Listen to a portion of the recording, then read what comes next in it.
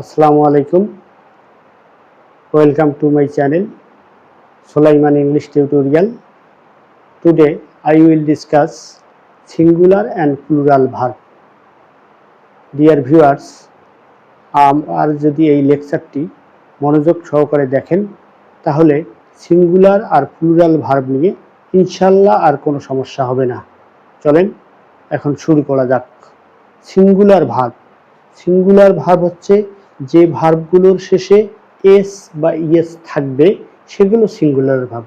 যেমন ধরেন যে সিঙ্গুলার ভার্ব হচ্ছে সিঙ্গুলার ভার্ব ইজের শেষে এস আছে সুতরাং সিঙ্গুলার, হ্যাজের শেষে এস আছে সুতরাং সিঙ্গুলার, হ্যাজ বিন শেষে এস আছে সিঙ্গুলার, ওয়াজের শেষে এস আছে সিঙ্গুলার, মেক্সের শেষে ইএস আছে সিঙ্গুলার, ডাজের শেষে ইএস আছে সিঙ্গুলার।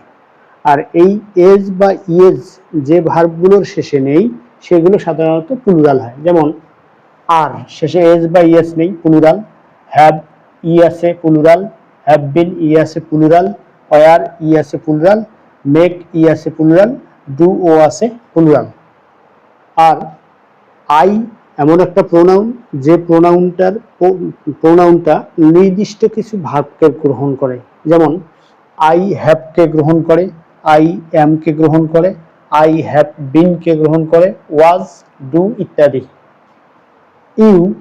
ইউ শুধুমাত্র ইউ আছে, ইউ যেহেতু সিঙ্গুলার এবং প্লুরাল উভয় হিসাবে ব্যবহার করা হয় বা উভয় ভার্ব গ্রহণ করতে পারে, সুতরাং ইউ এর সাথে সর্বদা প্লুরাল ভার্বগুলো হবে। ইউ এর সাথে কি হবে? সর্বদা প্লুরাল ভার্বগুলো হবে। যেমন ইউ এর সাথে প্লুরাল ভার্ব কোনগুলো? প্লুরাল ভার্ব এগুলো। তাহলে ইউ এর সাথে আর হবে, ইউ এর সাথে হ্যাভ হবে, ইউ এর সাথে হ্যাভ বিন হবে, ইউ এর সাথে ওয়ার হবে, ইউ এর সাথে মেক, ডু এটসেট্রা ইত্যাদি হবে। এখন হ্যাড একটা ভার্ব আছে যে ভার্বটা প্রেজেন্ট পাস্ট পারফেক্ট টেন্সের সাহায্যকারী ভার্ব এবং শুধু একটা, সুতরাং সিঙ্গুলার প্লুরাল উভয় জায়গায় ব্যবহার করা যাবে। শ্যাল আর উইলের ব্যবহার।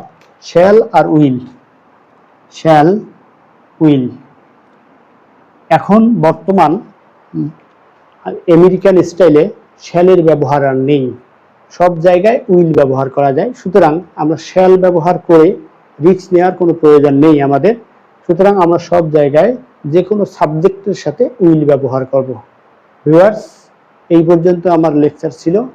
ভিডিওটি যদি আপনাদের ভালো লেগে থাকে তাহলে প্লিজ আমার চ্যানেলটি সাবস্ক্রাইব করবেন। আল্লাহ হাফেজ। আসসালামু আলাইকুম।